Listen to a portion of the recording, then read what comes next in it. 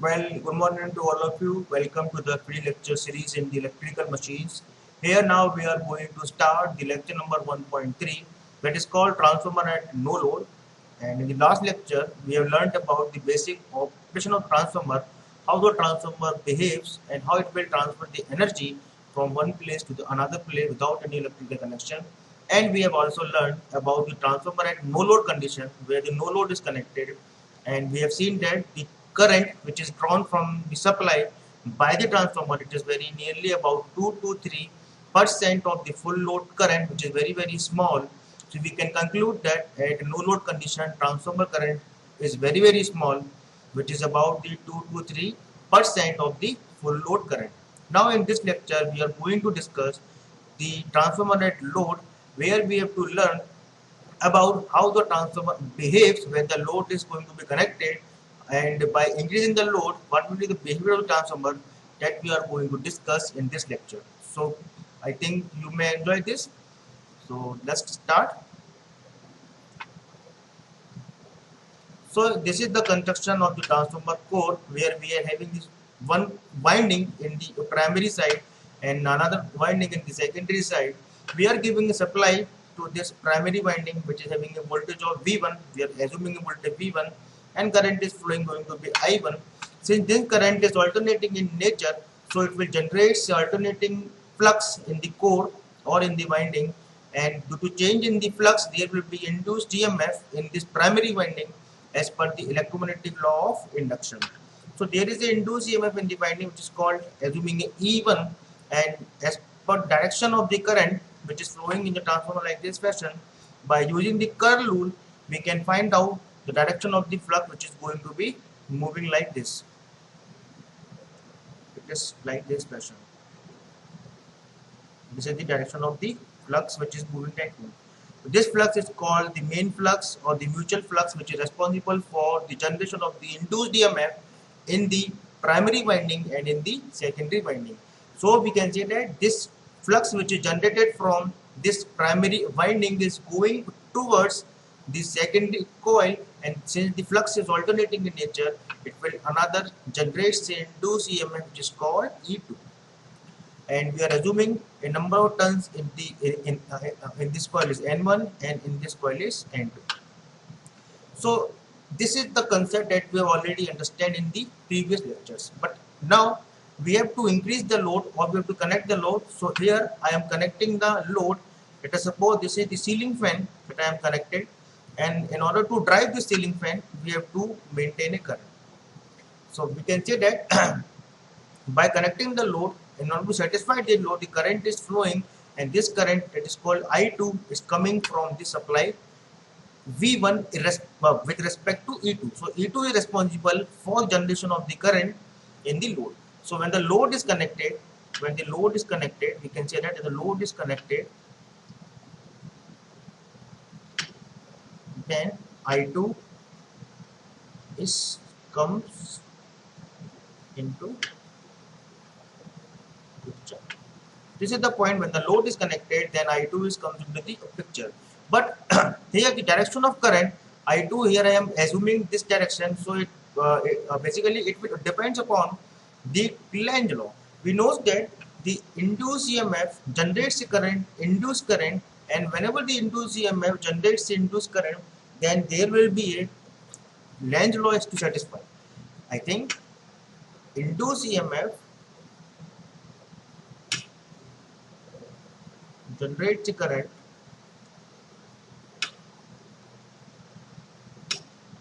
I2, which satisfy the Lenz law. So the direction of the induced current will depends upon the direction of the induced current will depends upon is to be which is to satisfy the Lenz law, and the Lenz law states that it opposes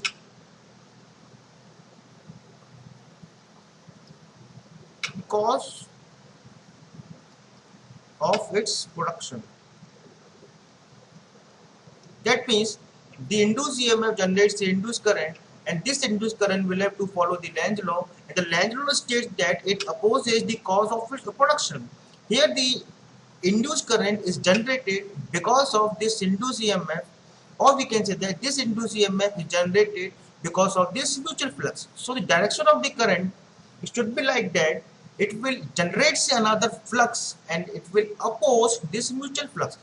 That means in the secondary side, induced EMF generates the induced current.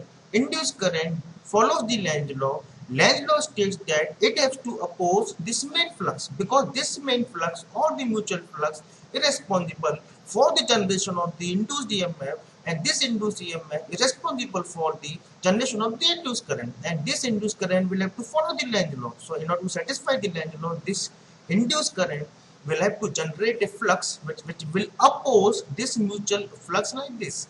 So if I just assume a directional current like this fashion, so it is going to be like this, like this, like this. If I using the curl rule, then we can see that this current is going to be opposed by this flux like this. So there is an additional flux is generated from the secondary, like like this fashion, which will oppose this mutual flux. So phi m is going to be opposed by this phi 2. Okay, phi m is going to be opposed by the I2. If I consider in the case 1, so we can say that the MMF is equals to N1 into I1 divided by reluctance, and from the secondary side, MMF is equals to, it should be N2, it should be I2 divided by the reluctance.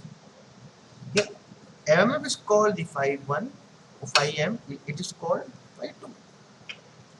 And we know that E1 should be equals to root 2 pi f phi m into n, n1, or we can say that V1 is nearly equals to E1, so V1 equals to root 2 pi f phi into n1. This phi we are calling as a main flux which generates the induced EMF. If I just derive the equation, the phi should be equals to V1 divided by root 2 pi into n1, since phi m is directly proportional to V1 upon f, because 2 pi is constant. Since V1 is constant, since f is constant, so in a transformer the mutual flux is going to be constant. This is the necessary condition that we have to follow to understand the concept of transformer at load, and we have seen that main flux is going to be constant because the supply voltage is constant, frequency is constant, number of turns is constant, pi and root 2 is constant. So in a transformer the main flux remains constant in nature. It is always constant in nature, but due to load, this current generates a flux called phi 2, will try to oppose and decrease this main flux. So this will not be considerable, this is not desirable in the transformer. So to maintain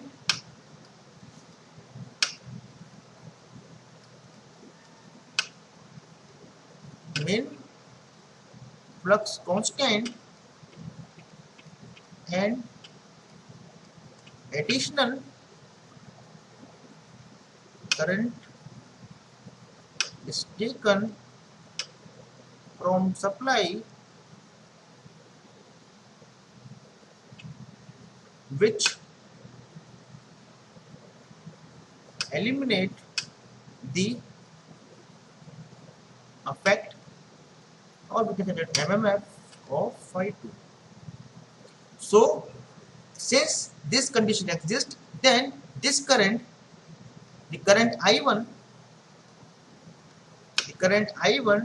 will increases by I dash.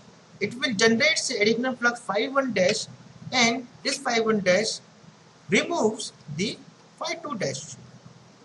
So we can say that in a transformer, first the phi 1 comes into the picture, then it will oppose by the phi 2, and since we have to maintain the flux constant, additional flux automatically coming from the transformer primary, and it will eliminate this. The magnitude of the phi 1 dash should be equals to the phi 2, or we can say that it should be N1, it should be I1 dash divided by reluctance, should be equals to N2 into I2 divided by reluctance. Since the path of the transformer remains constant, so we can say that it should be N1 I1 dash, it should be equals to N2 I2.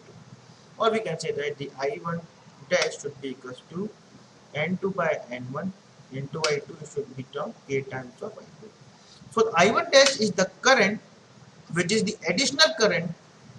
It is the additional current which is coming from the primary side in order to eliminate this phi 2, which is just trying to decrease the value of Im, and our desirable condition is that we have to maintain this flux constant.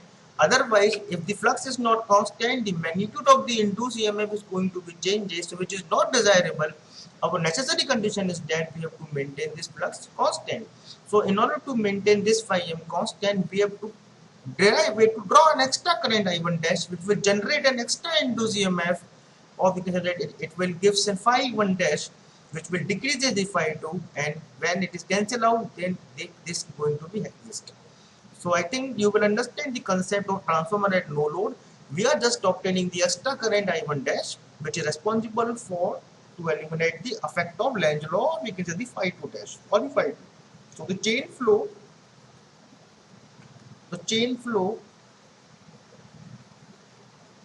is going to be like this. First supply is given, then it will gives a current I1, then it will generate a flux phi m, then this gives an E1, then it gives an E2. Since the load is connected, then it gives I2. It will follow the Lange law and it will generate a phi 2. That means the phi m is going to be decreases. Since to increase or to maintain the phi m constant, it should be constant. So an additional current comes into the picture, which is called phi dash.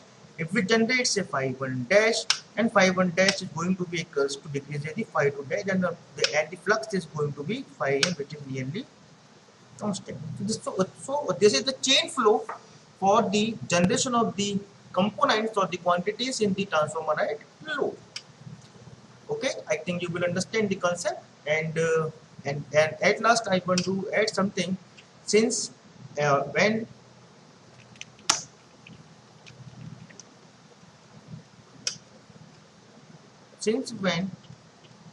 load is increases, then current is going to be increases.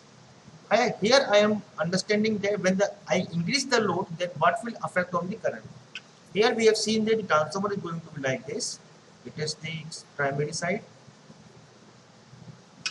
and here we are secondary side. We are connecting the ceiling fan load. Let us suppose this ceiling fan will take a 1 ampere current. If I put another ceiling fan which is in parallel to the another ceiling fan, then this will also take a 1 ampere current. So here the current is going to be 2 ampere. If I put another ceiling fan or any other load, let us suppose it will take 2 ampere, so it becomes 4 ampere current. Let us take, if I put another load, ceiling fan or tube light, it will take a 2 ampere current, then it becomes a 6 ampere current. So the thing is that when the load is going to be increases in parallel, in order to satisfy this load, the current is going to be increases. The current is going to be increases, and this current will always follow the Lange law, and it will try to decrease this main flux, and this main flux we have to remain constant.